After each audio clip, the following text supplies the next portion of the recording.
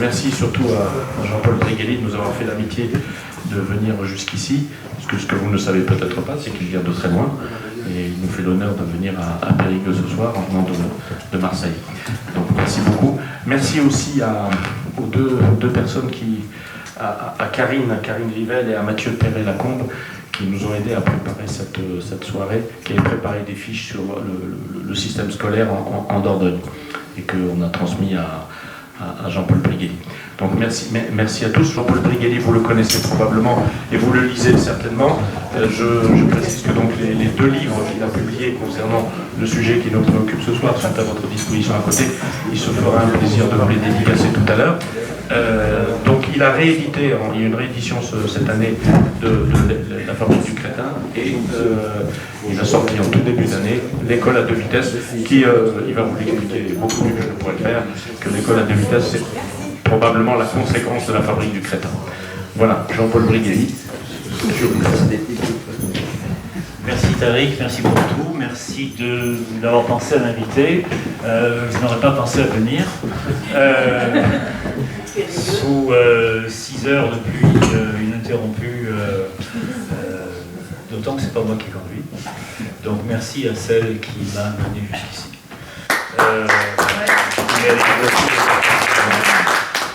Et qui m'a amené intact jusqu'ici. En fait, cette conférence était programmée au départ la semaine dernière. Le 2, le 3. Le 2, sauf erreur. En même temps, j'ai été convié au Salon du Livre de Roquebrune, Cap-Martin. C'est à côté de Menton. Alors, samedi dernier, à la même heure, j'étais dans un endroit où il faisait 24 degrés et où les rues sont bordées d'orangers qui portent des oranges mûres. C'est une autre ambiance. Voilà. Et en même temps, je me félicite que ça ne soit pas passé la semaine dernière parce que, entre-temps, l'actualité va très vite et nous avons donc bénéficié, si je peux essayer d'exprimer, du diagnostic 2022 de PISA. Tant qu'à faire, nous avons bénéficié aussi des mesures de Gabriel Attal, qui a réagi tellement vite que, selon toute probabilité, il a eu connaissance de PISA un certain temps avant. À vrai dire aussi, il ne s'est pas trop foulé parce que 80% à peu près de ce qu'il a proposé, il l'a piqué dans les 10 dernières pages de mon dernier livre. Mais bon, je ne lui en veux pas. Le problème, c'est que c'est probablement un conseiller qui l'a piqué et qui lui a donné, vous savez, un peu comme des éléments de puzzle épars. Alors vous avez les éléments qui sont mis en place, mais vous n'avez pas de solution de continuité. C'est-à-dire vous ne savez pas exactement pour quel projet ce garçon dit que dorénavant ce sont les enseignants qui décideront des redoublements, que dorénavant on se fiera aux notes que mettent les enseignants, ce qui ne veut rien dire vu que les enseignants surnotent. Ça c'est pas un secret si vous voulez. Les 12 dernières années j'étais prof de classe préparatoire. Donc avec des élèves qui valaient toute matière confondue au minimum 18 de moyenne et qui commençaient allègrement à 4. Parce qu'en classe prépa, on a la vérité des prix. Alors, simplement, on n'en fait pas toute une affaire, contrairement à ce qui se passe avant. D'ailleurs, je suis sûr qu'il y avait ici un certain nombre de cancres, ceux qui justement restaient au fond tout à l'heure, qui ont eu de sales notes dans leur carrière, et qu'apparemment ça ne traumatise, ça ne vous traumatise pas. Voilà, ça ne nous traumatise pas. Donc, ça n'a aucune importance les notes. Ce qui compte, c'est la progression. Donc mes élèves commençaient à 4 individuellement, j'arrivais les bonnes années à 6 de moyenne, au mois de septembre, et j'arrivais entre 10 et 11 fin mai. C'est ça l'important. Alors entre 10 et 11 de fin mai, ça signifie, c'est une courbe de Gauss toujours les notes, en cloche là, vous voyez. Cloche en ce qui les concerne, oui. Bon. Ça signifie qu'il y avait 6-7 élèves qui avaient des notes supérieures à 14. Pourquoi c'est important? Parce que 14, c'est la note du dernier admissible dans les concours de recrutement de l'école normale supérieure, auquel je l'ai préparé. Voilà, c'est pas 10 la moyenne. Hein. Là, il faut bien comprendre, la moyenne des concours, la moyenne d'un examen c'est 10, la moyenne d'un concours c'est la moyenne des meilleurs des concours. Voilà. Donc, que nous dit PISA? PISA nous dit que les résultats qui étaient déjà catastrophiques sont carrément désastreux. Mais ça en soi, ce qui est très marrant, vous savez, être journaliste, c'est une profession difficile où on se préoccupe essentiellement de ce qui n'est pas essentiel. Mais ce qu'il faut voir, ce n'est pas tellement les résultats de la France en soi, c'est les résultats de la France par rapport. 60 points au-dessus de la France, vous avez Singapour, Shanghai, la Corée du Sud, le Japon, la Russie et l'Estonie. En Estonie, on ne rigole pas. Hein. Comment il s'appelle, Loukachenko, on ne rigole pas du tout. La France est très loin d'un classement, très très loin. Et ce qu'il faut voir également, alors je vais commencer par ça parce que ça semble anecdotique, mais c'est que l'Allemagne, qui était assez nettement devant nous ces dernières années, est redescendue à 1 point au-dessus. C'est-à-dire que nous sommes l'un et l'autre dans le milieu de l'OCDE, ce qui n'est pas glorieux. Juste après, il y a la Bulgarie, enfin, vous voyez, Pérou. Et pourquoi est-ce que les Allemands ont baissé? Alors, je vais vous faire un petit cours d'histoire allemande. On reparlera de la France plus tard. Hein. Le premier classement PISA, c'est en 2000. 99-2000. Les Allemands l'ont très mal pris. Très mal pris parce qu'ils étaient pas bons, disait PISA. Et ils ont eu ce qu'on appelle un choc PISA. Alors, pourquoi est-ce qu'il y a eu un choc PISA? Parce que l'Allemagne vivait depuis 1860 à peu près dans la mythologie de l'école prussienne voulue par Bismarck. C'est pas anecdotique. Je vous rappelle que c'est cette école qui a permis à la Prusse de gagner la guerre de 1870. Le conseiller numéro 1 de Jules Ferry, en 1880, s'appelait Ferdinand Buisson. Ferdinand Buisson est allé faire une tournée d'inspection pendant 2 ans en Prusse pour comprendre pourquoi l'école prussienne était meilleure que l'école française. Et l'école de la Troisième République a été calquée sur l'école prussienne. Pour une raison très simple, c'est qu'on avait à préparer la prochaine guerre mondiale contre la Prusse. Que d'ailleurs nous avons gagné. Ne croyez pas que ça se passe uniquement au niveau des armées, ça se passe au niveau des écoles. Si l'école dégénère, c'est que le pays dégénère et que la prochaine guerre elle est là. Hein. Nous allons la perdre infailliblement. Les Allemands donc avaient réagi, ce côté orgueil teuton là, vous voyez, et ont procédé à des modifications très importantes. En particulier une sélection précoce, une orientation très précoce des élèves en difficulté vers l'enseignement technique, etc. Pourquoi est-ce que l'Allemagne, d'un seul coup, a plongé de 10 ou 15 places? PISA donne la réponse. PISA dit c'est sous le poids des 150 000 immigrés d'origine syrienne que Angela Merkel a fait venir en Allemagne après les guerres contre Daesh, etc. Vous savez, ces braves gens qui se sont amusés à violer une centaine d'Allemandes à Hambourg il y a 3 ans pour la Saint-Sylvestre. Bien, je bascule. Quand est-ce que beaucoup de jeunes maghrébins sont arrivés en France?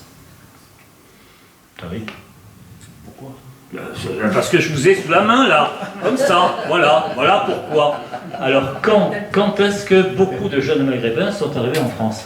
Il y a eu 2 vagues, il y a eu la vague des pieds noirs dans les années 60. Non, maghrébins. Oh, ça c'est 80, 90. Pas du tout. Pas du tout. Bon. Pas du tout. Peut mieux faire.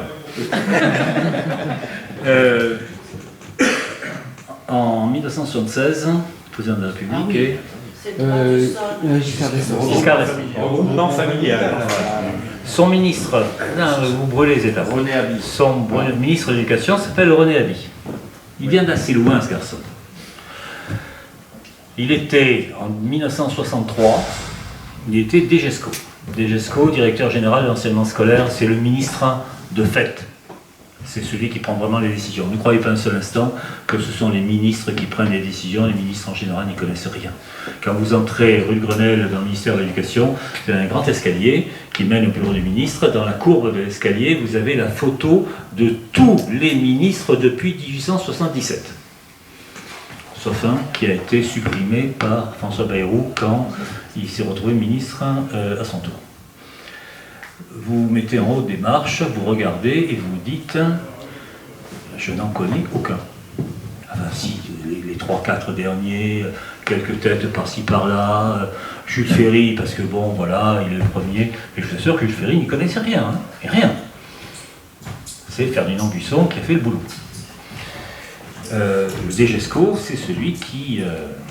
il était donc DGESCO en 1963, il a lancé une commission pour décider quel français nous allions apprendre.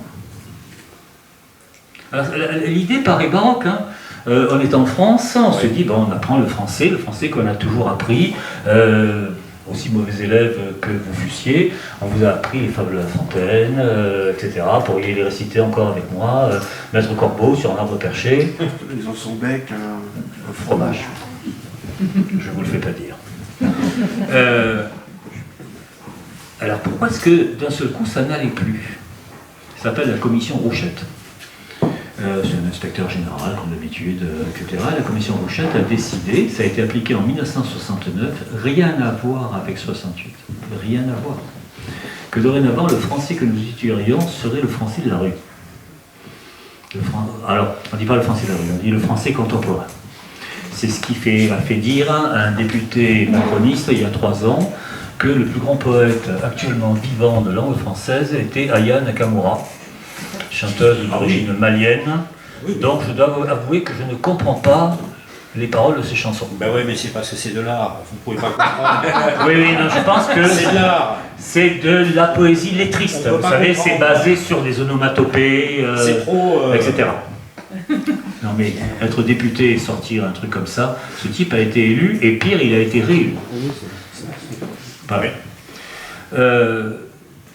Qu'est-ce que ça signifie? Ça signifie en clair que les enfants, on va dire enfants, hein, si j'étais un pédagogue, je dirais les apprenants, mais bon, on est entre nous, on est globalement entre gens intelligents, donc on va dire les enfants. Ça veut dire que les enfants sont gratifiés de parler la langue qu'ils parlent, qui n'est pas forcément une langue extrêmement châtiée.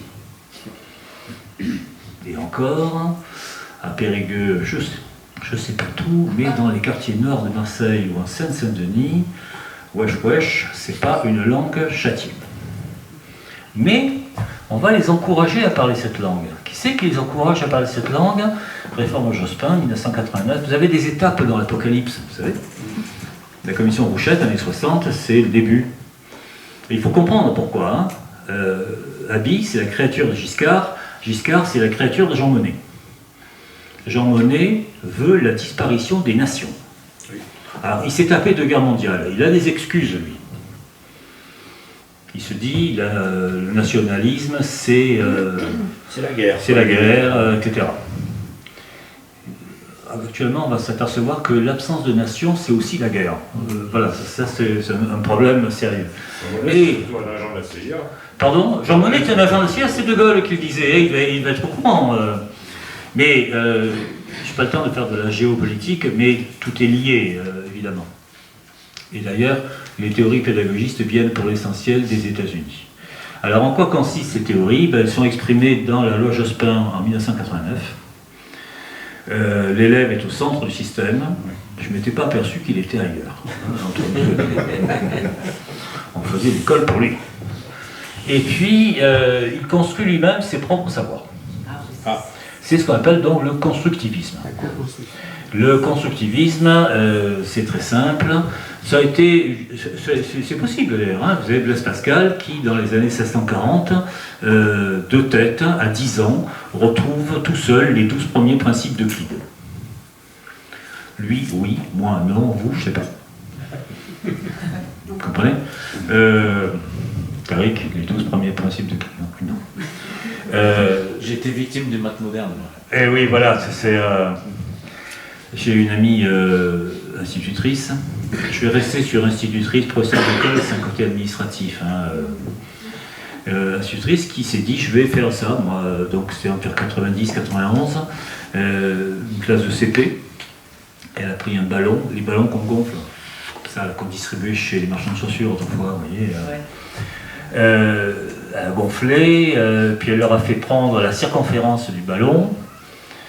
Et puis, donc elle a écrit au tableau, puis ils sont partis en récré, il faisait un peu frais à l'extérieur, ils sont revenus, le ballon avait diminué de taille. Et ils ont remesuré. Puis ils l'ont mis sur un radiateur, et le ballon, très très vite, a repris une taille même au-dessus de... Et elle leur a dit, maintenant que vous avez les faits, construisez vos savoirs. Alors, je ne sais pas si vous vous rappelez, quand vous aviez 5 ans, de toute façon, vous avez des enfants, vous avez des petits-enfants, ils sont un peu animistes à cet âge-là, vous savez. Alors, m'a-t-elle raconté, ils ont dit qu'à l'intérieur du ballon, il y avait des petits bonshommes qui, lorsqu'ils avaient chaud, s'étiraient, et qui, lorsqu'ils avaient froid, se contractaient. Et autres hypothèses du même ordre. Un quart d'heure.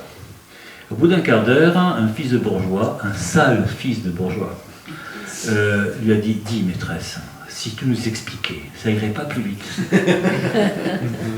Voilà. Vous avez la différence entre le constructivisme et ce que je vous rappelais l'instructionnisme. L'instructionnisme, c'est effectivement, j'y suis pour rien, c'est vertical. Ça part du maître et ça va vers l'élève. Et je dois dire que l'élève standard, c'est-à-dire 99% des élèves, sont capables, jusque vers 12-13 ans, d'assimiler très vite un très grand nombre d'informations. Ils retiennent à peu de choses près tout ce qu'on leur dit. C'est comme ça que nous avons appris à parler, je vous rappelle, nous avons retenu toutes sortes de choses. C'est pour ça qu'il faut s'abstenir de dire des bêtises devant les enfants, parce que comme les perroquets sont capables de les répéter. Bon, c'est fini. C'est fini puisque l'enfant maintenant est roi. Donc il est bon. Pensez à ça, il y a un concept philosophique derrière qui vient de Rousseau. L'enfant est bon, il ne faut pas cacher l'enfant. Par exemple, les pédagogistes sont tout à fait contre La Fontaine. À vrai dire, c'est parce que Rousseau est contre La Fontaine. Parce que, dit Rousseau, on n'a jamais vu... Un arbre perché. Un arbre perché à la rigueur, il y a un film avec Louis de Funès sur la question, mais on n'a jamais vu un renard dire « Eh bonjour, monsieur du Corbeau », etc. Voilà. Cancre, mais il a le reste. Et donc c'est artificiel, blablabla, au contraire, il faut regarder le corbeau, c'est un corvidé. Qu'est-ce qu'il y a comme notre corvidé? Ben, il y a la pie, et la pie elle chante, et elle vole, et tout, et ça c'est bien. Moi j'ai un doute sur la bonté naturelle des enfants. J'ai un doute très fort. Comme Freud. Entre autres. Oui. C'est un pervers polymorphe. Ouais. Je rappelle que les dernières nouvelles, c'était que, ça date d'hier, sauf erreur, ont jugé quelques collégiens qui avaient rendu service à un assassin tchétchène en lui disant « c'est lui Samuel Paty ». Et ils ont été condamnés à des peines de principe. J'allais dire, ils ont été condamnés à un stage au poney, mais enfin, c'est de cet ordre-là. À titre d'encouragement. À titre d'encouragement. Je reviens sur instituteur, institutrice. Tout le monde n'a pas forcément fait du latin. Vous avez fait du latin? Ça vient du verbe stare, qui veut dire se tenir debout. C'est de là que vient tuteur. L'instituteur, c'est celui qui vous fait vous tenir debout. Parce qu'au départ, l'enfant, il est courbe. D'ailleurs, vous vous rappelez, vous étiez grand déjà à l'époque. Vous aviez la maîtresse qui passait derrière vous. C'est quoi votre prénom? Frédéric. Vous dites Frédéric, tiens-toi droit un peu. Vous rappelez ce geste? L'instituteur, c'est celui qui vous fait vous tenir droit. Alors bien entendu, vous pouvez le prendre à un niveau symbolique, c'est celui qui fait que vous parlez droit. C'est ce qui fait que il y a ici un certain nombre de gens qui ont dépassé la cinquantaine, à plus d'œil, là, comme ça. Donc vous avez fait à l'époque des dictées questions, avec, il y avait une bonne orthographe. Ortho, ça veut dire droit, en grec, cette fois-ci, pas en latin. Et puis vous aviez des questions de grammaire sur après que, est-ce qu'on utilise l'indicatif ou le subjonctif? Le verbe pallier est-il transitif ou intransitif? Comme le croient manifestement un paquet de journalistes, etc. Nous apprenions le bon français. Je fais un article il n'y a pas très longtemps sur, à partir d'un écrit commis chez Gallimard par des linguistes atterrés, disant qu'il fallait accepter toutes les formes telles qu'elles étaient parlées par les gens, et qu'en particulier, il préconisait de traduire Molière en langage contemporain. Je rappelle que le français, c'est la langue de Molière. De la même façon que l'espagnol est la langue de Cervantes, pas exagéré, tous les Espagnols ne parlent pas forcément la langue de Cervantes. Ou que l'anglais est la langue de Shakespeare. Tous les Anglais ne comprennent pas forcément Shakespeare dans le texte, parce que c'est une langue du XVIe siècle. Mais on est au niveau symbolique, c'est-à-dire qu'un certain état très haut de qualité de littérature devient le standard de la langue. C'est fini. Maintenant, Aya Nakamura. Voilà. Il faut bien saisir ce qu'on a perdu là. On ne l'a pas perdu qu'en français. Si vous prenez... Vous avez un billet sur vous, s'il vous plaît. Excusez-moi de vous mettre en contre n'importe quel billet. Alors, monsieur, un billet de 50 €, monsieur est riche. Qu'est-ce qu'il y a sur un billet de 50 €? Il y a un pot, enfin une porte. Vous voyez, une porte là, ouverte. De l'autre côté, il y a une fenêtre. Sur d'autres, il y a des ponts, etc. Est-ce que c'est une architecture qui existe? Est-ce que ça vous évoque quelque chose? Non, ce sont des architectures imaginaires. Nous sommes assez vieux là, ici, à part 2 ou 3 qui sont un peu jeunes, pour se rappeler l'époque où sur nos billets de banque il y avait Napoléon, Pascal, Richelieu, Delacroix, etc. D'ailleurs on disait... un Pascal. Voilà, un Pascal. Et c'était pas une unité de... de pression. De pression. En Allemagne, ils avaient Goethe, Schiller, etc., c'est-à-dire les gloires sur lesquelles s'étaient bâties les nations. Il s'agissait d'effacer ça. Pensez à ça, hein, Jean Monnet. Jean Monnet est la continuation de Jean Monnet, Giscard, etc. Tous les européanistes. Il y a eu tout un clan extrêmement marqué. Je rappelle, c'est tellement vrai qu'en 81, au deuxième tour de l'élection, les hommes de Chirac ont aidé les hommes de Mitterrand à faire de l'affichage pour battre Chirac. Pour battre Giscard. Commandité par Chirac, oui. Voilà. Parce que l'idée, le deal, c'était on vous aide en 81 et en 88, c'est à nous. Ils ne savaient pas qui ils avaient affaire. En 88, ils se sont fait bananer. Bon. Pendant que le Parti communiste faisait voter Giscard en douce. Oui, absolument. Mais le Parti communiste avait bien compris quel était le danger. Le danger, c'était Mitterrand. Je rappelle qu'une fois Mitterrand élu, le Parti communiste a disparu. Il a été remplacé par le FN. Je rappelle que c'est Mitterrand soi-même qui a pris son téléphone pour téléphoner à Lucé en lui disant « Est-ce que vous pourriez, cher ami, inviter Jean-Marie Le Pen à l'heure de vérité ?» C'est 84 ou 85. De façon à faire décoller le Front National parce que j'ai besoin de lui pour gagner les élections en 88. Parce qu'en 88, il a fait semblant de ne pas savoir s'il allait se présenter, mais il le savait depuis 81. Hein, socialiste, quand ils vous disent noir, il faut comprendre blanc. Bien une règle. Donc, bien sûr, le PC... De quel côté était le PC, d'ailleurs, à l'origine? Alors moi, j'ai connu les cours du soir du Parti communiste. c'était extrêmement cultivé. C'était de la culture à grande louche, et la culture la plus bourgeoise, la plus classique possible. L'idée, c'est une idée que vous trouvez chez Marx d'ailleurs, c'est qu'il n'y a qu'une culture, qui est la culture de la classe au pouvoir.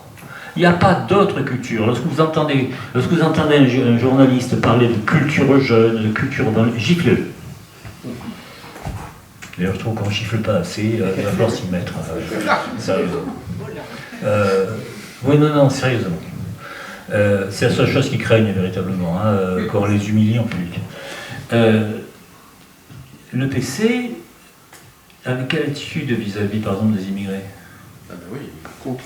Ils étaient contre. Ils étaient absolument contre, parce qu'ils savaient parfaitement que l'accueil des immigrés en France se ferait au détriment du prolétaire français standard. Parce qu'on allait baisser les tarifs, etc., parce qu'une nouvelle main-d'œuvre arrivait. Marchait de deux arguments. L'intérêt économique du prolétaire, bon, la concurrence, etc., et la destruction de l'environnement dans lequel vivent les prolétaires, les banlieues. Oui, et il avait raison sur les deux points. Il avait raison sur les deux points. Le PC a changé de discours, le PC est à 2%. Un truc comme ça, on va bien comprendre une chose. Et les gens qui votaient PC ont voté FN sans souci. Ça a été analysé en long, en large et en travers. Moyennant quoi, d'ailleurs, moi j'ai eu des nouvelles de l'intérieur de la boîte à idées du PS, qui s'appelle Terra Nova. Ah oui. Terra Nova en 2002, élection présidentielle, rappelez, tout le monde pensait que le deuxième tour, ce serait Jospin-Chirac, et Chirac étant fatigué, étant le paresseux de l'Élysée, le roi fainéant, etc., Jospin allait gagner. Mauroy, maire de Lille, ex-premier ministre, a dit à Jospin, tu sais, tu devrais parler au peuple. Jospin a dit non. Terra Nova m'a dit que c'était pas ça mon électorat. Mon électorat, c'est d'un côté les classes moyennes et de l'autre côté les nouveaux prolétaires. Vous comprenez? Les immigrés. Bref, le deuxième tour est devenu ce que vous savez, parce que les classes moyennes, qui commençaient déjà à être paupérisées sérieusement, ont voté FN, sans état d'âme, d'ailleurs. Il faut bien voir que la destruction de l'école est liée à ces changements. Alors comprenons-nous bien. Vous savez qu'on a actuellement des difficultés de recrutement. Pourquoi? Mais parce que... Oui, non? Parce qu'on n'a pas assez de gens au niveau.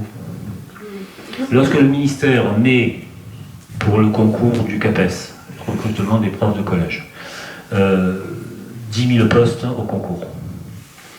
Les jurys n'arrivent pas à en remplir plus de 7 000. Parce qu'il y en a 3 000 qui sont en dessous de tout.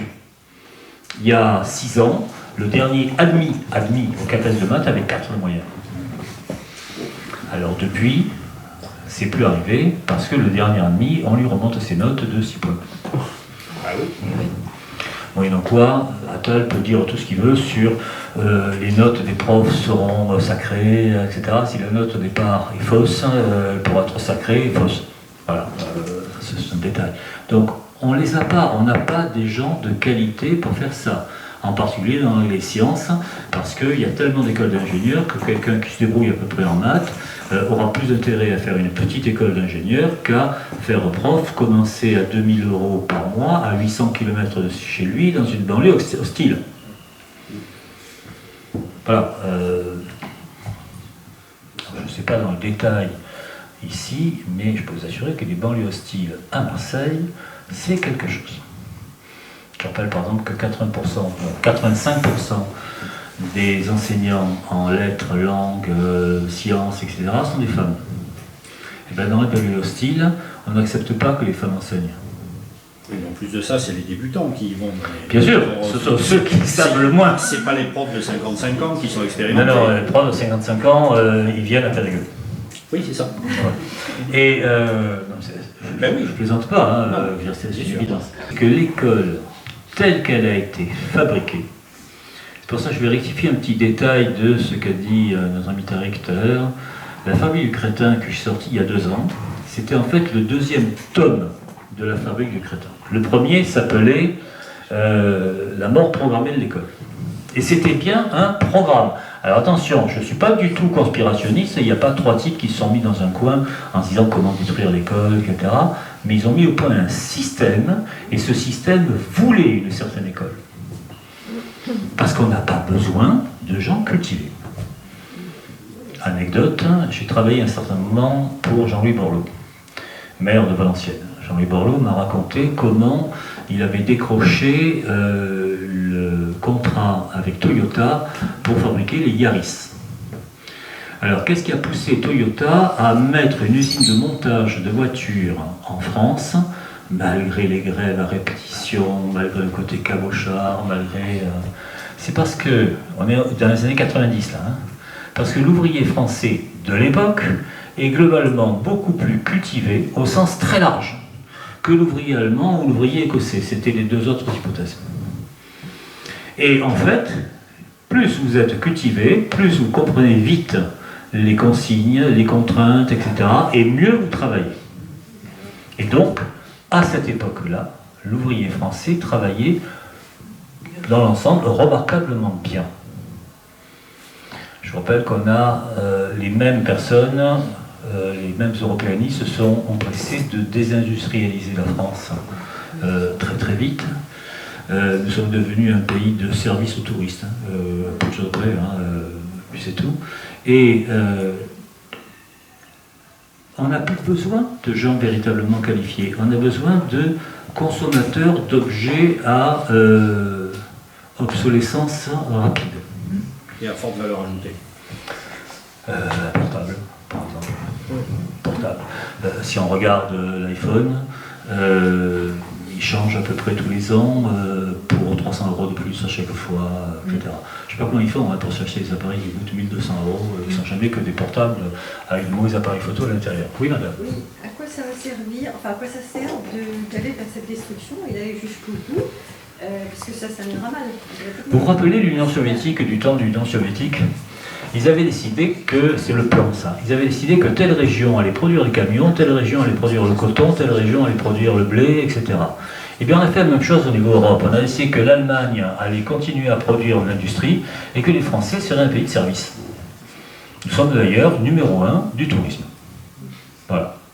Mais nous étions très très bien placés au niveau des filatures, du tissu, etc. C'est terminé. Rappelez les filières de Roubaix, etc. Nous étions remarquables au niveau industriel, que ce soit à Saint-Étienne, que ce soit dans l'Est de la France, etc. Saint-Étienne est une ville tellement en crise que même le casino ferme. Hein, c'était l'autre entreprise stéphanoise de point de vue. Nous étions un pays qui était extrêmement bien placé au niveau de la mode. Je vous le dis, mesdames, il n'y a plus aucune entreprise en France qui fabrique vos petites culottes. Et elles viennent d'Asie. Pakistan, essentiellement. Voilà. Nous étions très très bons. C'était surtout dans la vallée du Rhône, d'ailleurs, du côté de Valence, dans la Drôme, etc. Il y avait une... On n'a plus rien. On veut des gens qui soient des consommateurs, qui gagnent un minimum vital qui leur permet de commander des pizzas en appuyant sur la télécommande de leur ordinateur. Pardon, de leur télévision. C'est pas moi qui le dis, c'est... Rappelez l'histoire du salaire minimum universel. Alors, essayons de se rappeler. C'est Hamon. C'est Hamon, c'est la gauche. Ouais, oui. En fait, c'est Piketty, qui est l'économiste en chef de la gauche, qui a suggéré ça à Hamon. Hamon s'est dit, en donnant 600 € à tout le monde sera heureux. Ah ouais. Voilà. C'est ça, hein, c'est des 600 €. 600 €. Et ils avaient calculé qu'en fait, ça allait même leur permettre de faire des économies parce que c'était 600 € tout compris. Y compris la couverture médicale, y compris... À peu de choses près, vous restez chez vous, vous commandez des trucs tout faits sur Uber Eats. Bien sûr que c'est cher. Bien sûr que c'est cher, parce qu'on leur a plus appris à faire la cuisine. Parce que la cuisine aussi, alors là on est complètement dans la bonne région, et vous parlez à la bonne personne. La cuisine, c'est une culture. Voilà, c'est éminemment une culture. Il y en a ici qui sont assez vieux pour avoir fait des cours de cuisine à l'école. Ah oui, nous on faisait, c'était bien, j'adorais. Voilà, on ramenait les tartes à la maison, etc. Ça a été terminé sous prétexte qu'il ne fallait pas laisser les enfants jouer avec le gaz. Oui, comme vous dites. bien, on apprenait plein de choses. Voilà. Alors actuellement, on leur donne des cours de, non pas de gastronomie, mais de... genre. L'éducation sexuelle. Au niveau de la... L'empathie. Le tri des déchets. Alors, le tri des déchets, certes, et puis manger équilibré. Vous savez que Flaubert a écrit ce merveilleux roman qui s'appelle Madame Bovary. Il y avait une question qui était tombée, c'était sous le règne de Belkacem, qui était Madame Bovary mange-t-elle équilibré? Alors, si vous avez lu Madame Bovary, rien que le récit de son repas de mariage, ça prend 6 pages, ça commence à 10h du matin, ça se termine à 6h du soir. C'est un truc absolument monstrueux. Vous savez, c'est normand, hein. Ils font des trucs à la crème, puis des trucs à la crème, et puis de la crème à la crème. Madame Bovary mange-t-elle équilibré? Parce que l'idée générale, ça date de Belkacem, c'est qu'il ne faut pas enseigner une discipline, il faut coupler les disciplines. Donc on va coupler SVT, c'est-à-dire ce qu'on appelle les sciences nat, la digestion, etc., avec la littérature. Il est évident que dans la littérature, ce qui compte, c'est de savoir si Madame Bovary a un bon transit. Vous voyez Non mais... Et on a accepté ça pour nos enfants. Voilà. C'était programmé. Pardon? C'est programmé. Oui, bien sûr que Vous c'est avez programmé. l'air de dire que c'était programmé. Oui, c'était absolument programmé parce que, alors je répète, les ministres ne comptent pas. Belkacem encore moins que les autres. Tout le monde savait au gouvernement que le seul moyen de la joindre, c'était de venir chez son coiffeur. Je jure que c'est vrai. Mais il y a au ministère, depuis en gros le début des années 90, une administration inamovible, qui, elle, contrôle véritablement la machine. Et qui est constituée d'inspecteurs généraux inamovibles, de très grands directeurs de centrales, etc., et qui se sont auto-recrutés les uns les autres. Oui, mais c'est la question, ce que disait madame, c'est la question du sens. Quelle est la finalité? La finalité... c'est le consommateur et... Non, il y a une finalité politique quand même. Oui, c'est à l'époque, les gens sont cons. Ça d'un côté. Mais au départ, l'école était basée sur le principe de ce qu'on appelle l'élitisme républicain. Ça date pas d'hier, c'est Condorcet, 1792, qui... vous savez, il y a eu plusieurs projets révolutionnaires sur l'école, c'est le projet de Condorcet qui a finalement été choisi. Condorcet dit l'éducation c'est du ressort des familles, l'instruction c'est du ressort de l'école et le mécanisme c'est l'élitisme républicain, c'est-à-dire que chacun doit être poussé au plus haut de ses capacités. Quelles que soient ses capacités. Tout le monde ne sera pas polytechnicien. Il a fallu le gouvernement de François Hollande pour qu'il y ait un ministre de la réussite scolaire. Alors que les Jaurès, Blum, etc., c'est des gens qui sont pour l'élitisme républicain. Oui, bien sûr. Les citations. Et d'ailleurs, je peux vous dire que Blum, par exemple, avant d'être l'homme politique que nous savons, était un esthète qui faisait des bouquins sur la littérature et qui fréquentait les salons. Oui, d'accord, mais sur l'école, il dit mais il ne faut pas abaisser l'instruction au niveau des gens, il faut hausser les gens au niveau de l'instruction. Voilà. Et il le dit, mais des phrases... Mais c'était évident. C'était évident. De la même façon, par exemple, Jean Zay, ministre socialiste de l'Éducation, a dit il faut que l'école soit préservée du bruit du monde.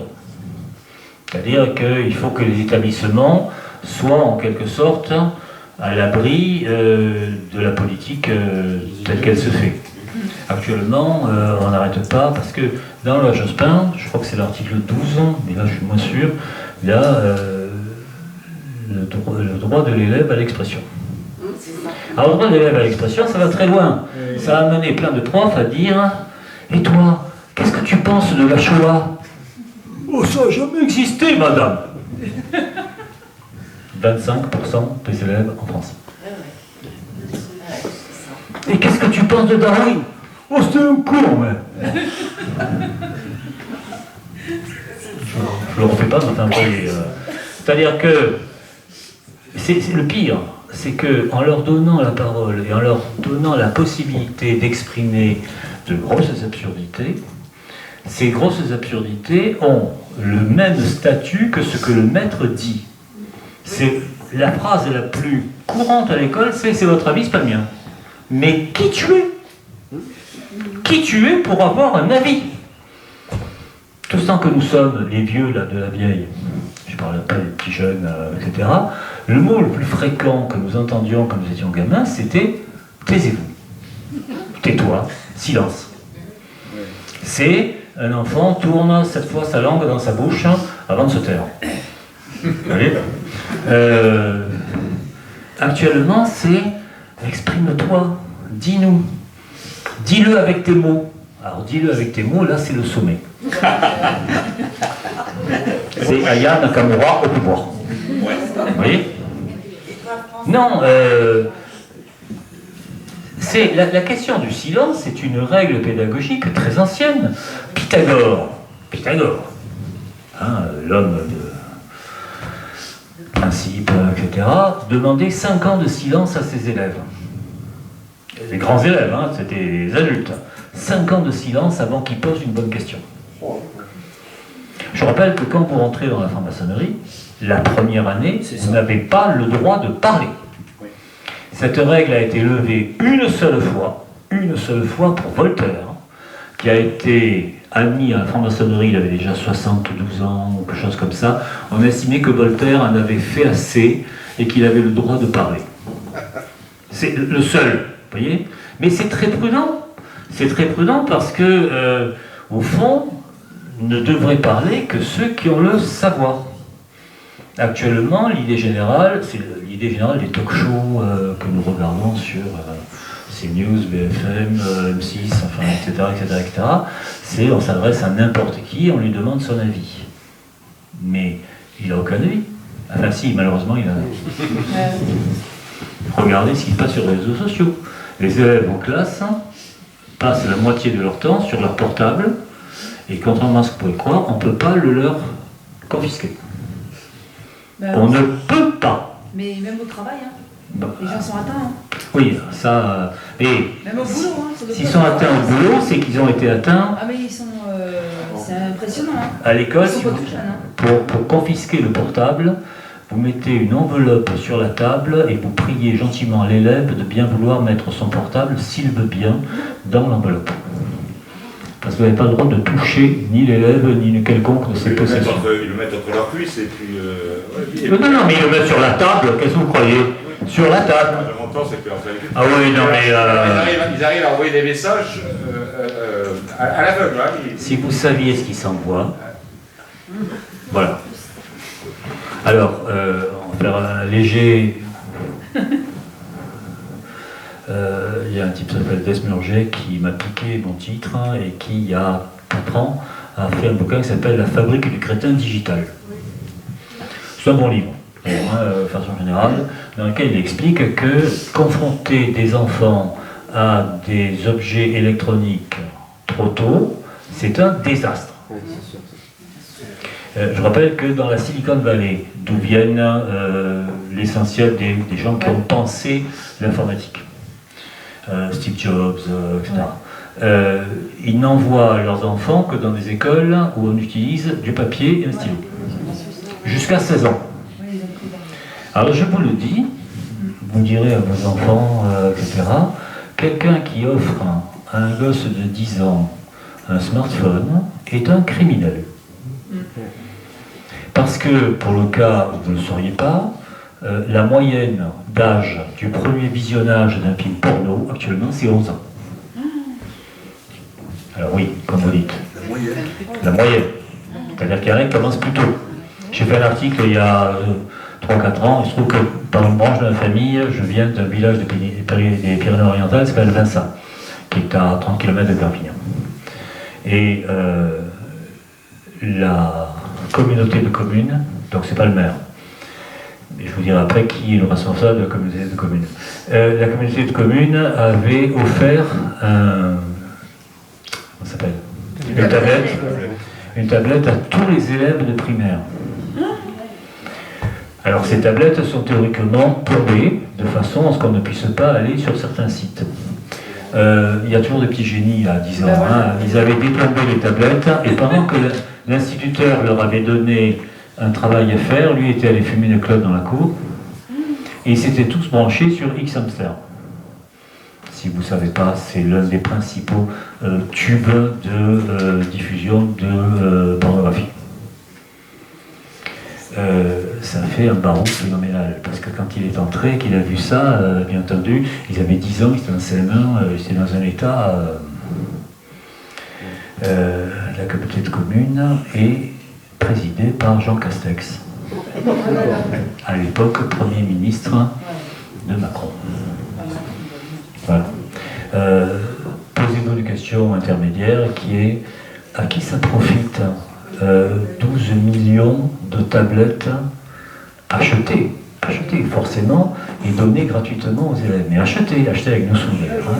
À qui ça profite? Alors on va dire aux dirigeants des sociétés de production de tablettes, aux dirigeants de... et où ça se passe? Ben, c'est très simple. Je ne sais pas si vous êtes allé dans le quartier de l'Europe à Bruxelles. C'est une ville en soi. Vous avez Bruxelles et puis le quartier de l'Europe qui est complètement à côté. Hein. Et vous avez là des bâtiments entiers occupés par les lobbyistes. Et les lobbyistes vont voir, il y a une commission d'éducation. Ils vont voir la commission d'éducation en disant ce serait bien si vous votiez en commission l'accès à l'informatique de tous les enfants européens. En France, 12,5 millions d'élèves multipliés par les Allemands, par les Anglais, par calculer ce que ça représente. Calculer éventuellement, mais là j'ai une preuve. Comment les lobbyistes récompensent les politiques qui votent ce genre de mesures. Bien sûr. Voilà. Ouais. Je rappelle que la politique est un métier dont normalement on devrait sortir pauvre. Pour le dire vite. Hein, j'ai bien connu un ancien maire de Périgueux, d'assez près, des années 2000 et quelques, ah, oui. Oui, qui s'est retrouvé ministre. Oui, il est vers Arcachon maintenant.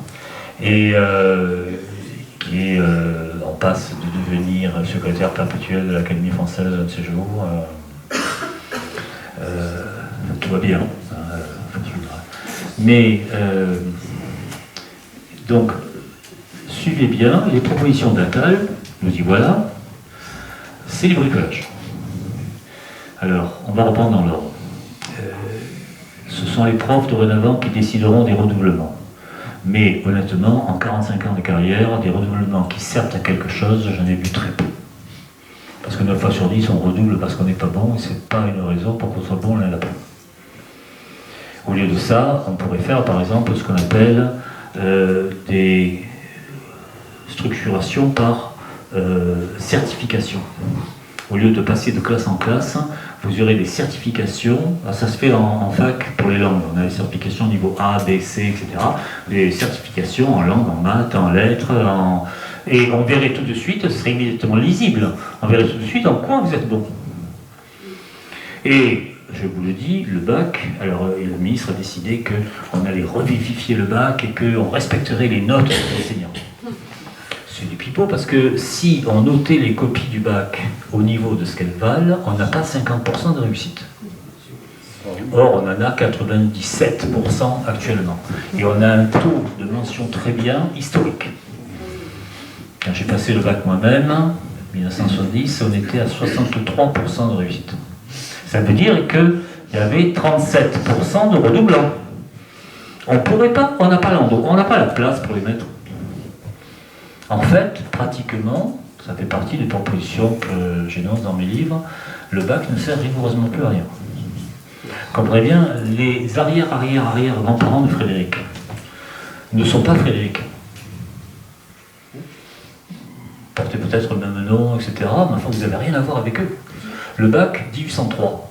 Est-ce que le bac actuel a quelque chose à voir avec le bac tel qu'il a été fondé par Napoléon en 1803? Non, rien. C'est un nom de famille.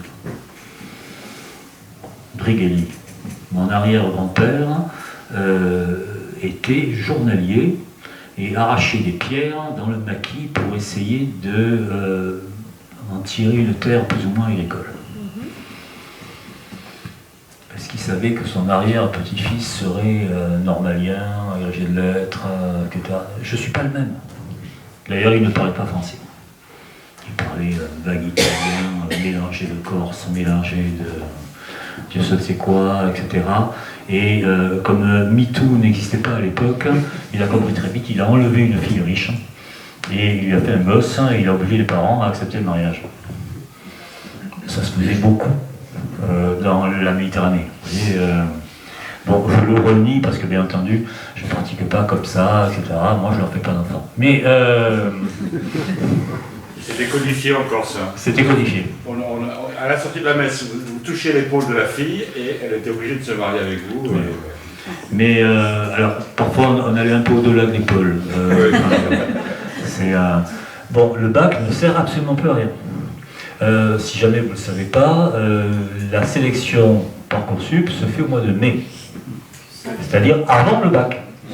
Le bac coûte 900 millions d'euros chaque année pour une formalité qui ne sert à rien. Rien. 900 millions d'euros.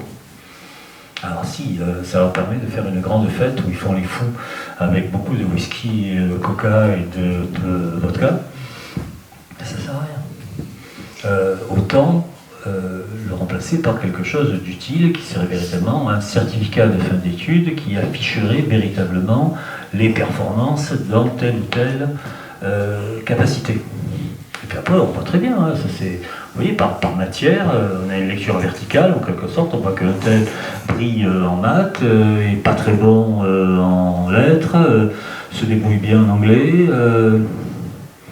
et on l'expédie vers quelque chose qui correspond plus ou moins à ses capacités. Voilà. Le bac en soi, c'est une étiquette qui ne sert absolument à rien, puisque de toute façon, ils sont pris avant. Ils sont dispatchés avant. Donc, il y en a quoi après, on vous dit dans les journaux, ah, un tel, il a eu d'extraordinaires notes au bac et il n'est pas pris par Parcoursup. Bien sûr, Parcoursup l'a sélectionné avant. Il l'a sélectionné en fonction de ses notes de Premier semestre. premier, deuxième semestre. À peu près le deuxième semestre. À peu près. Trimestre, pardon. Trimestre, pas semestre. Oui, oui, oui. Or, vous pouvez très bien avoir des notes moyennes pendant l'année et performer parce que vous êtes peut-être tombé sur des examinateurs compatissants, ou que vous êtes dans le bon lot de copies, etc. Performer au bac. Je rappelle que j'ai eu des étudiants en maths sup qui avaient eu en moyenne 20 en maths au bac. 20. Parfois un peu plus de 20, parce que vous pouvez avoir un peu plus de 20 au bac. Première note en maths entre 2 et 4. Avec un prof de maths qui notait juste. Et il notait le produit en leur disant c'est pas grave. C'est pas grave. Bonne copie.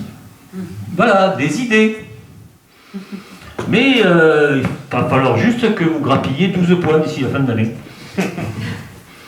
Et les profs étant bons, quand le prof est bon, ils y arrivent.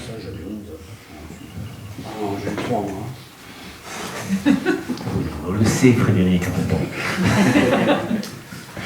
Et il faut bien comprendre une chose, donc, c'est que c'est pas un complot, c'est un mécanisme. Si l'on veut sortir de ce mécanisme est lié à la construction européenne telle qu'on l'a voulu. Si l'on veut sortir de ce mécanisme, il faut ressusciter l'idée de nation. Au sens large, hein, moi je n'ai pas d'avis politique particulier sur les uns et les autres, etc. Tous ceux qui actuellement, je rappelle, il y a plein de profs par exemple, à qui on a dit il faut qu'il y ait en classe le drapeau français, dans une petite... et éventuellement que vous le repreniez la Marseillaise. Pour regarder l'équipe de foot de France, hein, et vous les regardez en train de chanter la Marseillaise. Hein. Ça, les équipes de rugby, oui, les équipes de foot, non. Voir Karim Benzema, oui. Excusez-moi, tout à l'heure vous parliez de l'élitisme républicain et de cette histoire de nation. Vous Vous aviez parlé de Jean Zay, comme d'un modèle, j'ai cru. Oui, c'est Et absolument. Jean Zay, c'est aussi lui qui parlait d'une histoire de torche-cul, il me semble, pour le drapeau français, non? Ah, c'était ancien. On était, je vous rappelle que le climat de l'avant-guerre, c'est un climat extrêmement compliqué, où vous avez d'un côté des gens de gauche, Mandel par exemple, qui sont farouchement antimilitaristes, qui vont créer le PPF, qui vont se retrouver tués par la résistance, hein, ou condamnés à mort à la libération. C'est très compliqué cette histoire. Il y a des gens qui, par exemple, s'étaient tapés 14-18 et qui vous disaient plus jamais ça, Giono, Romain Roland, etc. Vous en avez d'autres qui voyaient les dangers. Il se trouve que j'ai fait un film, enfin j'ai fait plusieurs films, mais j'en ai fait un documentaire pour France 3 sur un très grand poète, prix Nobel, qui s'appelle Saint John Perse. Saint John Perse, le nom d'Alexis Léger, était secrétaire général du Quai d'Orsay en 1938.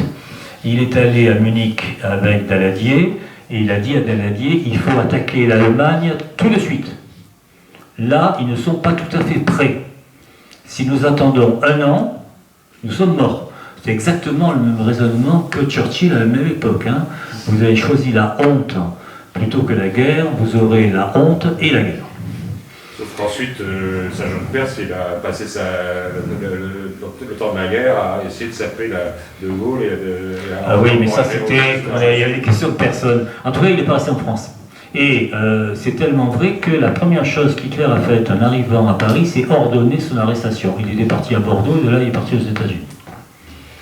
C'était pas un guerrier particulier, mais il n'a jamais collaboré. Voilà. Faut voir. Je rappelle qu'il y avait tas de gens dans la résistance qui détestaient De Gaulle. Voilà, ça c'est non seulement les communistes, mais à l'intérieur même de son propre parti. Penchez-vous sur les relations entre De Gaulle, Giraud, quelques autres. Il y a à boire et manger. Vous savez, la question des ambitions personnelles, lorsqu'elles se croisent avec la question des intérêts d'État, c'est toujours très compliqué. Donc, il faut voir une chose, c'est que on ne peut pas réformer l'école indépendamment de la nation. On ne peut pas, c'est invraisemblable. Les propositions d'Attal, c'est gentil, c'est de la bonne communication. Je rappelle que Attal, c'est pourquoi il est ministre de l'Éducation. C'est un poste pourri, ministre de l'Éducation. Personne ne veut être ministre de l'Éducation. Il a dit, bon d'accord, j'y vais, mais je suis le candidat macroniste à la mairie de Paris dans 2 ans. Contre Anne Hidalgo, qui, à vrai dire, fait tout ce qu'elle peut pour ne pas être réélue, si je puis dire. Bon, et il se débrouille pour être populaire, et là, il est en train de regarder la ligne bleue de l'Élysée, si vous voulez. Alors, il est peut-être un petit peu jeune. Il semblerait, bon, les échos que j'ai, c'est qu'ils vont se débrouiller pour que Marine Le Pen soit élue, de façon à arriver dans un fauteuil 5 ans plus tard. En laminant la gauche au passage, exactement comme Mitterrand a laminé le Parti communiste en 81. C'est toujours quand vous avez un exemple puissant, vous pouvez le ressortir, hein, aucun problème. C'est le meilleur, celui-là. Mitterrand ? Oui. Ah, dans le style Magouilleur, oui. Dans le style Machiavel, c'est le meilleur. Si, Machiavel. Oui, voilà. Si. Oui, bien sûr. Voyez, mais honnêtement, moi j'ai un peu honte. Je serais presque d'accord avec vous. Mais c'est le meilleur par rapport aux hommes politiques d'aujourd'hui. Par exemple, j'ai eu la chance de rencontrer Edgar Faure. C'est un garçon d'une intelligence extraordinaire. Extraordinaire. Magouilleur aussi, hein, je veux dire. Mais quand on regarde l'histoire, c'est quoi Mitterrand par rapport à Richelieu, par rapport à Mazarin, par rapport à Colbert? Oui. Vous voyez ce que je veux dire? On a eu, à un certain moment, le XVIIe siècle, oubliez ça, au mois de mai, je sors un roman historique qui montre l'envers du règne de Louis XIV. Ça s'appelle Soleil Noir, vous verrez, c'est exaltant. Mais c'est pas Louis XIV qui a fait le siècle de Louis XIV, ce sont les ministres. Ce sont les très grands ministres qu'il a eu. C'est la façon dont Richelieu a inventé l'État, dont Mazarin lui a dit « Sire, ne prenez jamais de Premier ministre ». Après lui avoir quand même piqué 70 millions de livres or. C'est même pas calculable. Vous voyez, 70 millions de livres or, il avait de quoi s'acheter la France. Alors qu'il n'avait rien au départ, c'est un fils de pêcheur. Voilà. C'est Colbert qui est arrivé de nulle part et qui a eu l'intelligence extraordinaire de développer la marine d'un côté, le textile de l'autre côté, de faire un État extraordinairement fort où les impôts rentraient véritablement. J'ai beaucoup de sympathie pour Fouquet, mais Fouquet avait construit le château de Vaux, c'est magnifique, etc. Fouquet avait invité Louis XIV dans son château, lui avait l'air de rien montré à partir de la fenêtre, il a dit regardez le panorama extraordinaire, etc. Et au matin, il est venu pour le réveil du roi, il a rouvert la fenêtre et on avait planté 2000 arbres dans la nuit avec des oiseaux chanteurs attachés par des fils de soie pour qu'ils enchantent Sa Majesté. 3 mois plus tard, il était arrêté parce que le XIV a jugé très sainement que c'était pas possible qu'un ministre ait autant de pouvoir. Voilà. Mais non, Colbert, voilà, il y a eu des gens, Le Tellier, il y a eu des gens de Louvois, d'autres moments. De la même façon, ils ont eu des capitaines, Condé, Turenne, etc., qui étaient le dessus du panier, hein, tout le monde a vu. Nous, on se dit, bon, on a eu Mitterrand. Vous voyez? Et puis après lui, ah si, on a eu un Don Juan maniaque pendant 7-5-12 ans, qui mangeait des pommes. Sarkozy, vous le connaissez, Sarkozy? Vous l'avez vu en vrai? Pas personnellement. Bon. Hollande, on dirait un pingouin. Hollande. Et on dit que ce type est intelligent. Vous savez ce qu'on appelle le principe de Peter. Ah oui. Peter Lawrence avait établi que tout sans que nous sonne, nous allons vers le point d'incompétence. Hollande, en maire de Tulle, ça doit le faire. En président de la République, j'ai un doute. Macron, en banquier chez Rothschild, très bien. En président de la République, mettre un autiste au pouvoir, ça se paye toujours un moment ou à un autre. Et le niveau intellectuel des politiciens à l'heure actuelle, il est terrifiant. D'où mon allusion que je refais dans l'école de la vitesse sur les commentaires du jury de l'ENA disant on va mettre au concours, enfin on va prendre des gens qui n'ont aucune culture, aucune imagination, qui parlent par idées reçues et qui vont intégrer les cabinets ministériels. C'est ce qu'a fait Attal d'ailleurs. Attal n'a jamais travaillé de sa vie. Hein. Il est passé de l'école alsacienne, qui est un refuge de bobos parisiens, à la Sciences Po, Paris. Il est passé à l'ENA. Il a intégré un gouvernement de gauche. Et actuellement, il est dans un gouvernement, on va dire, Natacha Polony, elle parle de centrisme totalitaire. Vous voyez, je trouve que l'idée est pas inintéressante, tout point de vue.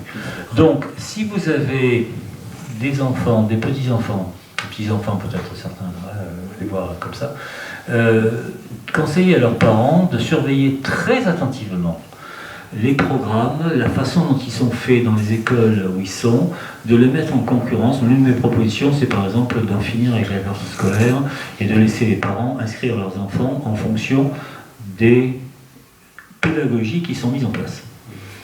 C'est simple, vous avez un gosse qui a 4-5 ans, vous le mettez à l'école, vous vous renseignez sur quelle méthode est utilisée pour leur apprendre à lire et à écrire. Globalement, alpha-syllabique. Parce que les méthodes dites, alors on dit semi-global, c'est un terme général, on appelle ça idéo-visuel. Il y a une image, un mot en dessous, et on mémorise les deux. C'est par là, arbre. Quand il y a 2 arbres, ça commence à devenir plus compliqué. Vous voyez, pour regarder comment ils apprennent à calculer. Est-ce qu'au CP, on leur apprend les 4 opérations de base que nous avons apprises? Oui.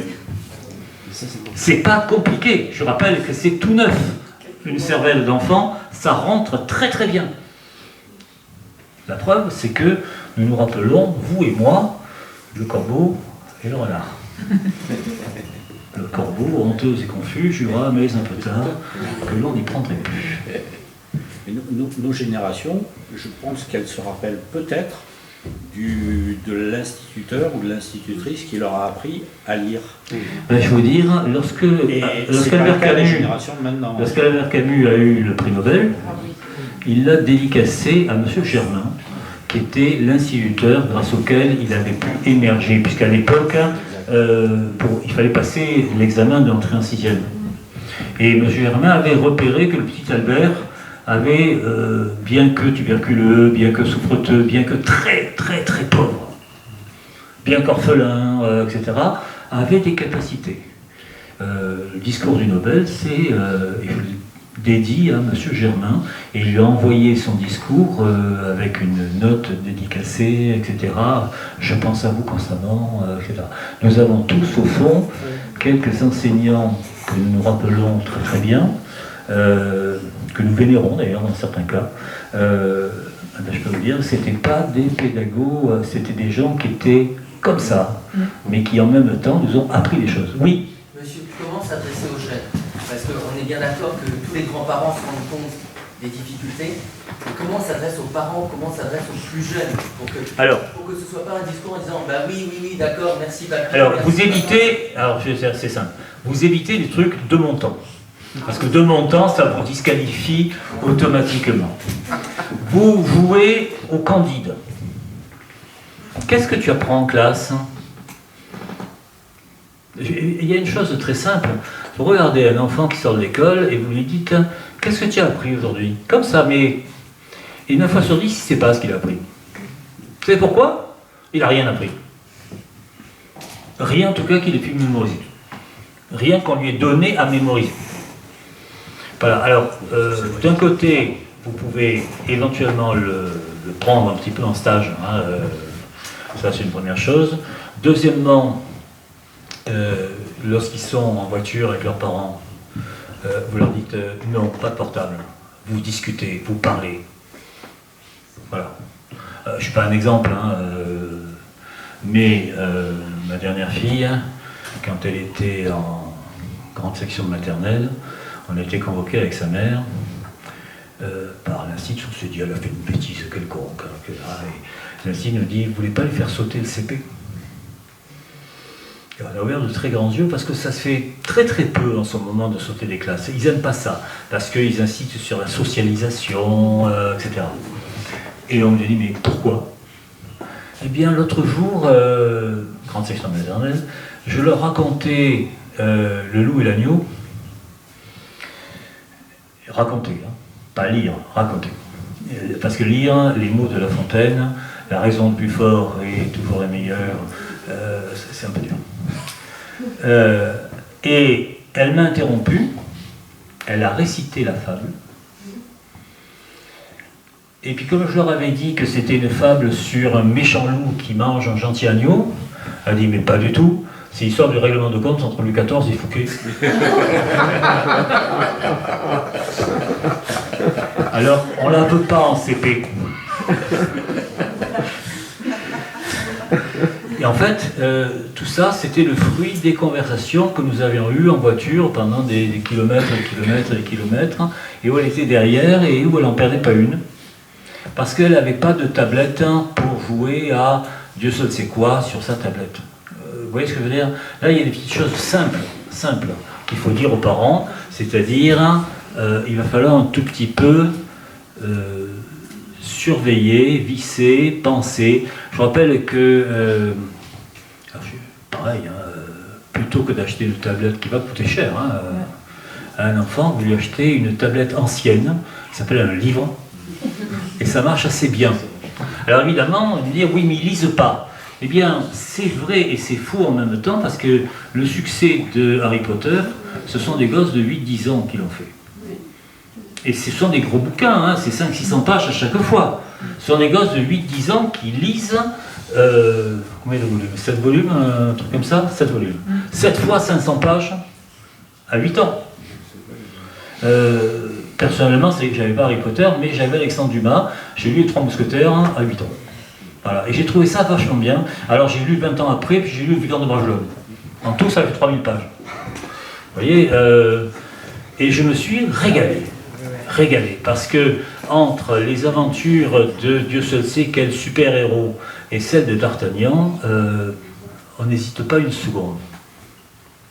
Simplement parce qu'il y en a un qui a du style, et l'autre, c'est juste une succession d'images. Je vous rappelle que tout ce qui est de l'ordre de l'image, alors, je finirai là-dessus, hein, ce truc que j'ai fait il y a une douzaine d'années, un livre sur la pornographie. J'étais passé chez Ruquier pour ça, etc.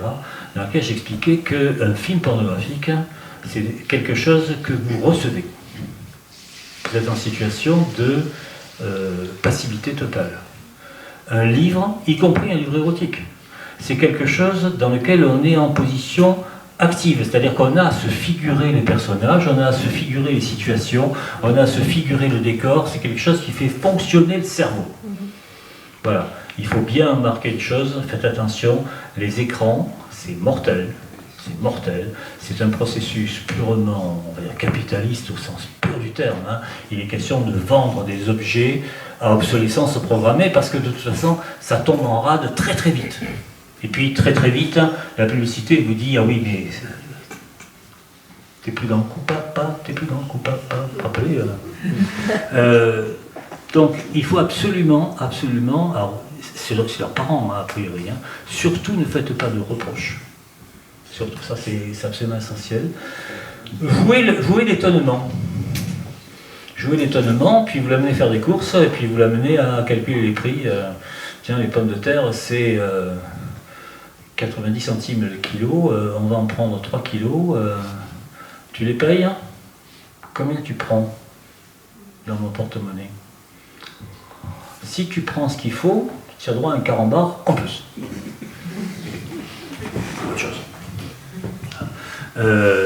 Carambar, parce que le carambar est à la caisse, oui, dans le supermarché. Mais ce ne serait pas mon genre, hein. Mon genre c'est plutôt le saucisson pur porc, plutôt que le carambar. Mais si donc vous avez bien éduqué vos enfants, ils seront plus saucisson pur porc que carambar. Mais on leur fait des cours de diététique actuellement. Il n'y a jamais eu autant d'élèves obèses. Alors, prenez-les en vacances, hein, et puis amenez-les dans les Pyrénées, dans les Alpes, etc. Et faites-les crapahuter. Jusqu'à ce qu'ils aient mal. Jusqu'à ce qu'ils aient vraiment mal.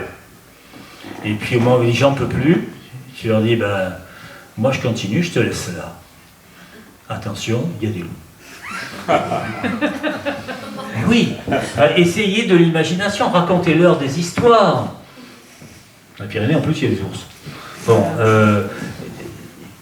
c'est inconcevable qu'un gosse, quand on le met dans une voiture actuellement, au bout de 3 minutes, vous dise quand est-ce qu'on arrive, je m'ennuie. Inconcevable. Est-ce que vous ne pensez pas justement qu'actuellement, l'une des tares du monde moderne, c'est que, faute de mieux, souvent, on tombe dans le piège qui consiste à se dire, bon, on va les occuper plutôt que s'en occuper. Ce qui n'est pas la même chose. Alors, je vais vous dire, moi j'ai des souvenirs d'enfance de périodes d'ennui. Je pense que c'est extrêmement précieux l'ennui. Enfin, parce que c'est dans les périodes d'ennui qu'on se construit tout un monde personnel. Dans mes périodes d'ennui, j'habitais une banlieue de Marseille qui est devenue maintenant les quartiers nord. Et il y avait encore des campagnes, comme on disait, on se prenait des bouts de bois, on se faisait des épées, on se racontait une histoire. On jouait aux cow-boys et aux indiens à l'époque, hein. C'est terminé les cow-boys et les indiens, mais enfin le système est le même, hein. Je sais que j'étais toujours l'indien et je sais que je mourrais dans des poses esthétiques. Vous voyez, c'est un truc personnel. Bon, mais on s'inventait des histoires. Umberto Eco, immense écrivain italien, etc., a fait un petit texte très drôle où il s'adresse à son fils qui a 1 an. Je ne sais pas comment il s'appelle, Federico, un truc comme ça, et lui dit voilà, tu vas avoir 1 an, je laisse ta mère acheter les cadeaux de Noël, parce que là, très franchement, moi je connais rien, je vais attendre que tu aies 3-4 ans, et je t'achèterai, pas de suspension, à la ligne, des épées, des poignards, des revolvers, des fusils, vous avez une liste invraisemblable de jouets guerriers. Comment vous, un homme de gauche, un pacifiste, vous offrez des armes à vos enfants, etc. Il dit parce qu'une arme, c'est pas un jouet en soi, une arme, c'est quelque chose qui vous oblige à inventer un jeu. Je lui offre une épée et nous nous battrons contre les gardes du cardinal. Je lui offre un fusil et nous nous battrons contre l'abominable général Caster. Je lui offre une mitraillette et nous nous battrons contre... Enfin là, vous avez le choix. Vous voyez, c'est-à-dire que éviter, oui, même quand... Alors, ça va être Noël, hein, éviter les cadeaux qui sont des tout en un, en quelque sorte. Il faut qu'un cadeau soit une proposition de jeu. Et puis même si ça ne leur plaît pas sur le coup, ils y viendront. Et puis parce qu'il ne faut pas qu'ils aient autre chose, il ne faut pas qu'ils aient de portable, il ne faut pas qu'ils aient de smartphone, etc. Tant pis si ça les distingue vis-à-vis des copains, vous leur direz que c'est ça. L'ultime distinction, c'est moi, un smartphone, j'en ai pas voulu. Si on le fait bien, ils doivent arriver à s'en sortir. Bon, je vous remercie infiniment.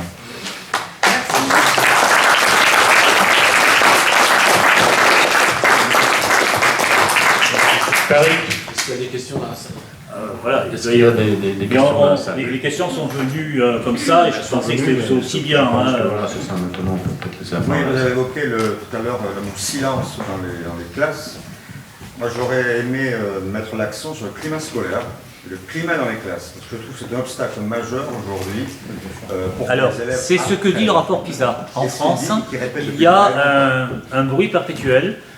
Et les enfants disent que le maître met déjà 10 minutes à obtenir le silence et perd 10 minutes à la fin parce que les 10 dernières minutes sont perdues. Là aussi, c'est pédagogique.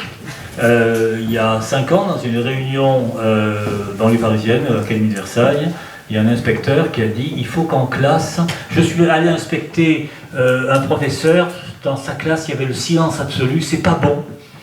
Il faut qu'il y ait un léger papotis. Le papotis, c'est l'enfant adultérin du clapotis, du papotage. Vous voyez, parce que s'il y a un bruit de fond, dit-il, ça veut dire que ça pense. Non, non, pas du tout. Ça veut dire que ça ne fait rien. Lorsqu'ils ne font rien, ils font du bruit. Voilà, c'est absolument évident. Alors, vous avez totalement raison, mais ça signifie qu'il faut adopter, ça j'attends que le ministre le dise, une tolérance zéro. Alors, sur la tolérance zéro, je vais prendre un exemple. Hein. Vous avez régulièrement des petits voyous qui se livrent à des exactions absolument extraordinaires. Je peux raconter un truc. Mon épouse, là, il y a 2 jours, elle avait en 3e un élève qui faisait l'hélicoptère avec son sac. Alors, il a commencé par démantibuler l'épaule du camarade, démantibuler pour de bon, hein. Sac lourd, tout et tout, et puis il a ouvert la tête d'une autre. 3 points de suture, et ça saigne beaucoup la tête. Hein. L'après-midi, bien sûr, elle n'était pas en classe, parce qu'elle avait perdu beaucoup de sang. Lui, oui. Lui, oui. Et il sera normalement en conseil de discipline en janvier. Alors, il faut être bien clair, il faut que le ministre dise à tout incident, l'élève est immédiatement suspendu et ne sera pas réintégré dans son établissement. On est obligé de le réintégrer dans un autre établissement. Il sera réintégré dans un autre établissement à un minimum de 30 km. Et si ses parents ne l'envoient pas, on suspend la prime de rentrée, premièrement, les allocations familiales, deuxièmement. Mais ça va être moins populaire quand on veut être un homme politique, etc. Mais c'est ça qu'il faut faire. C'est une décision avec Le premier qui est comme ça, il n'est pas élu. Hein. Bien sûr qu'il n'est pas élu, mais ça c'est toute la différence entre vouloir être un bon ministre ou vouloir être un politicien. Vous voyez, Ça veut dire qu'il y a un antagonisme fort entre les idées et les gens. Moi j'ai souvent essayé de donner raison aux idées, mais c'est quand même les mecs qui sont au pouvoir qui mettent en œuvre. Et si le mec vaut rien... Alors je pense très franchement depuis très longtemps qu'il ne faudrait pas mettre un politique au ministère de l'Éducation, il faudrait mettre des techniciens. Sans doute. Voilà. Des techniciens virables, oui, d'ailleurs. On a dit ça, c'est pareil à la santé, peut-être, c'est pareil, etc. Oui, et on se rend compte donc, que ça n'a pas besoin... Je rappelle, moi j'ai vu faire des ministères, ils distribuent les postes en fonction du parti d'origine et de la région d'origine. Il faut que la Gironde ait un représentant. Il faut que le Sud-Est ait un représentant. Il faut que... Ah oui, mais il est incompétent. Mais c'est pas grave. Il y a des techniciens... Je rappelle que comme ministre des Finances, nous avons un agrégé de lettres, Bruno Le Maire. Oui. Je l'ai interviewé 2 fois, je le connais bien et tout. Il connaît par cœur La Fontaine. Mais en termes de finances, il ne connaît rien, hein, mais il ne connaît vraiment rien. Mais il a d'excellents techniciens qui lui ont permis d'ouvrir la bourse et de balancer un argent de dingue, comme dit l'autre. Donc c'est la technostructure qui a le pouvoir. Voilà. Renversons la technostructure. Oui, oui. Voilà. Mais ça, oui, là c'est un objectif très précis. 100%. Vous voyez alors, je suis totalement d'accord avec vous, il faut arriver au silence.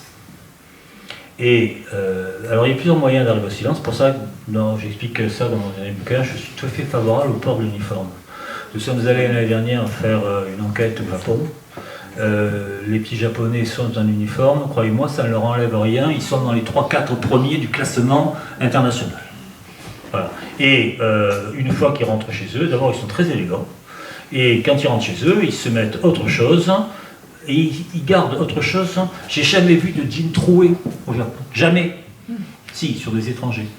Et les Japonais les regardent avec déjà qu'ils regardent les étrangers avec un mépris colossal. Un étranger mal habillé, alors là, c'est le... Vous voyez. Et le gadjin qui joue au gadjin, là, c'est le sommet. C'est pareil en Chine, c'est pareil au Vietnam, c'est pareil à Singapour. Tous les pays passent pour quelles sont les vertus de l'uniforme. Primo, il n'y a pas de concurrence, il n'y a pas de sap, vous voyez. Et surtout, ça donne déjà a priori une idée d'ordre. Parce que lorsque vous avez des gens qui sont habillés comme l'as de pique, n'importe comment, vraiment n'importe comment, sales, etc., qui se vautrent sur leur chaise. Alors là, c'est plus tiens-toi droit, c'est ils sont en position comme ça, vous voyez, sur leur chaise.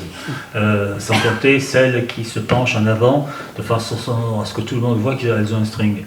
Ça, c'est une autre possibilité. Mais terminé. Bon, ça c'est un premier point. Et deuxièmement, se dire le premier qui parle est viré. S'il est viré 3 fois, il est balancé dans un autre établissement. Et c'est pas eux qui ont peur, ce sont leurs parents. Il ne connaît qu'une seule façon de se faire respecter, c'est de frapper la bourse. Voilà. La prime de rentrée, c'est 150 € ou 200 € par gamin. Tant pis, il y en a qui ça permet de bouffer, d'autres, ça leur permet d'acheter un écran plat, pas tant que ça d'ailleurs. Mais leur dire, voilà les risques que vous courez. Après tout, il ne faut pas exagérer. Moi, je arrive d'une époque, vous aussi, où les parents étaient responsables du comportement de leurs enfants. Voilà. Alors, les petits morveux qui se rendent coupables de complicité d'assassinat, etc., ce sont les parents qui sont responsables de complicité d'assassinat. Il devrait y avoir des amendes mouse costaud. Vous voyez, quelque chose d'extraordinairement violent. Mais on n'ose pas. Le problème, c'est que justement, on est un pays qui n'ose plus. On est un pays qui, de plus en plus, alors on respecte les communautés, comme on dit. On n'utilise plus, on leur dit plus « lit 10 petits nègres ». Lit, ils étaient 10. Ça a changé de nom. De la même façon, moi, on m'a dit « Comment tu fais le texte de Montesquieu sur l'esclavage des nègres ?» Je dis oui, c'est l'un des plus grands textes anti-esclavagistes qu'on ait jamais écrit. Oui, mais il y a le mot nègre. The N-word, on dit en anglais, hein, nègre. Oui, mais nègre à l'époque, ça veut dire noir. Et c'est black. Hein, et puis c'est tout, oui, mais quand même. Et puis Voltaire, il l'utilise dans Candide, alors on ne fait plus Voltaire. Et oui, mais alors tu fais quoi? Hein, les œuvres complètes de François Hollande. Autre question? Oui, monsieur était. C'était juste, je voulais apporter un témoignage professionnel parce qu'en tant qu'orthophoniste, ces 20 dernières années, on a été vraiment inondé de demandes justement pour faire la part des choses entre les retards scolaires, la vraie dyslexie, les troubles d'apprentissage, etc. Et la Fédération nationale des orthophonistes a été presque obligée de créer un nouveau test pour justement les troubles d'apprentissage scolaire. Donc c'est pour montrer ici que le niveau baisse. Enfin, c'est très sérieux ça. Il était quand même important de ne pas prendre en rééducation remboursée par la Sécu quelque chose qui appartenait en fait, on va dire, au travail de l'école. Et c'est vrai que de plus en plus d'enfants étaient en retard avec des capacités mnésiques, la mémoire de travail qui était vraiment de petit niveau. Et on comprend pourquoi ils ne peuvent pas apprendre si les mémoires ne sont pas, c'est pas une mémoire active. Si vous avez eu des enfants dans les années 90 qui ont utilisé les méthodes de lecture du style Oratus, Abracadalire, etc., c'est déjà très mal barré. Très très mal barré, parce que ce sont des, comme dit madame, ce sont des dyslexies provoquées. En quelque sorte. Il y a des dyslexies effectivement natives, en quelque sorte. Bon, c'est déjà suffisamment complexe. Voilà. On avait l'impression d'être prisonnière en fait, de faux troubles. Est-ce qu'il faut s'en occuper, les envoyer en remédiation scolaire, bien sûr. On apprend de soutien scolaire, ou les prendre en rééducation extrêmement troubles. Et c'est vrai qu'à force, ça finissait par créer des vrais troubles. Et c'est l'ensemble qu'on appelle les 10 actuellement. Oui, voilà. C'est 10 calculi, 10 orthographie, 10 praxie, 10 dysgraphie, etc. Il y en a beaucoup, je ne dis pas tous, hein, mais il y en a beaucoup qui sont dus à des méthodes d'apprentissage défaillantes. Mais vraiment défaillantes. Et alors pour les remonter, comme dit madame... Il y a quand même un pourcentage, on va dire, scientifique et presque médical, que le 10, enfin il en existe, il a toujours existé, mais c'est, on va dire, c'est 10% de la population. Voilà, mais dans les faits, c'est 30. Vous voyez, voilà, c'est ça le... et puis, vous le traînez toute votre vie. Or, on a tous assisté ici à l'émergence de l'informatique. Quand l'informatique est arrivée, on s'est dit, on va moins écrire. Illusion d'optique. En fait, on écrit beaucoup plus. Sauf que, ça je peux vous dire, ils ne comprennent pas qu'un mail bourré de fautes, ça les disqualifie a priori pour n'importe quel emploi. Oui, oui. Qu'une lettre de motivation bourrée de fautes, Pôle emploi les met à la poubelle direct. C'est un premier tri. Ils s'en moquent, il y aura l'IA maintenant. Oui. C'est merveilleux l'IA. Alors, je voulais vous poser une question d'ailleurs à ce propos. Il y a le philosophe Éric Sadin, vous connaissez évidemment, qui a dit que d'ici une dizaine d'années, nos enfants ne pourront même plus aller à l'école avec ce genre de choses, parce qu'ils ont tout à disposition. Alors, on va être très clair. Il y a une dictée très célèbre qu'on appelle la dictée de Mérimée, que Prosper Mérimée a faite pour amuser la cour de Napoléon III un jour où il pleuvait. À l'époque où il y avait un château à Saint-Cloud, qui a brûlé depuis. Pour parler sans ambiguïté, ce dîner à Sainte-Adresse, près du Havre, malgré... plutôt, non ? Je crois que c'est à Saint-Cloud, peu importe. Malgré les effluves embaumés de la mer, malgré les vins de très bon cru, les cuisseaux de veau et cuisseaux de chevreuil prodigués par l'Amphitryon fut un vrai guêpier. Là déjà, bien. Vous le trouverez très facilement, c'est sur Wikipédia. Vous avez le texte complet sur Wikipédia. Vous faites un copier-coller. Vous le mettez sous Word, et vous regardez ce que Word vous en dit. Et Word va vous trouver une douzaine de fautes sur un texte qui n'en a pas. Une douzaine de fautes parce que Word est incapable de comprendre la syntaxe d'une phrase un tout petit peu complexe. La deuxième phrase de cette dictée, essayez, vous la visualisez là, quel que soit, quelque exigu qu'ait pu paraître à côté de la somme due, les arts qui étaient censés avoir versé à maintes et maintes fusillés la douairière ainsi que le marguillier, il était infâme d'en vouloir pour cela à ces fusiliers jumeaux et mal bâtis leur infliger une raclée alors qu'ils ne songeaient qu'à prendre des rafraîchissements avec leur corps religionnaire. Mais c'est le début. Quel que soit, quelque exigu qu'ait pu paraître à côté de la somme due, les arts, quel que soit, quel que étant deux mots parce que ça renvoie à art. Et art, déjà, le nombre de gens qui ne savent pas, ne comprennent pas le mot et ne savent pas que c'est A2R-H-E-S, que c'est féminin, les arts qui étaient censés avoir versé, verser s'accorde avec art, COD antéposé, mais qui étaient censés, auxiliaire être, s'accorde avec le sujet qui lui est postposé. La douairière ainsi que le marguillier, féminin plus masculin égale masculin pluriel. Aucun logiciel en l'état ne peut comprendre ça. Aucun. Une dernière question. Vous avez parlé de beaucoup de dates, vous n'avez pas parlé de l'époque de 68. Eh bien, alors, contrairement à ce qu'on peut croire, ça n'a pas eu une incidence majeure en éducation. Ça a eu en revanche, ça on fera une autre conférence, si Tariq est d'accord, ça a eu une incidence majeure sur ce qu'on appelle actuellement le wokisme. La déconstruction de la pensée. Mais sur l'éducation, ça n'a eu aucune conséquence majeure. La meilleure preuve, c'est que les élections qui ont eu au mois de juin 68 ont porté au pouvoir une majorité gaulliste comme jamais il y en avait eu. Et que ce sont les mêmes qui sont restés au pouvoir. Alors, il y a bien sûr eu... Le vrai danger n'était pas les gauchistes, à l'époque, c'était les éléments infiltrés de la droite européenne giscardienne, qui d'ailleurs ont fait chuter De Gaulle en 69. Le Canuet. Le Canuet, etc. L'homme que Plantu dessinait toujours avec des mouches autour. Vous savez, bon, oui, c'est le vrai affrontement. Ça a été entre les partisans d'une nation et les partisans du supranational. L'éducation s'est retrouvée prise entre les deux comme le doigt entre l'écorce et l'arbre. Elle a été laminée par ce conflit. Bon, on va arrêter là peut-être. Merci beaucoup. Merci à vous.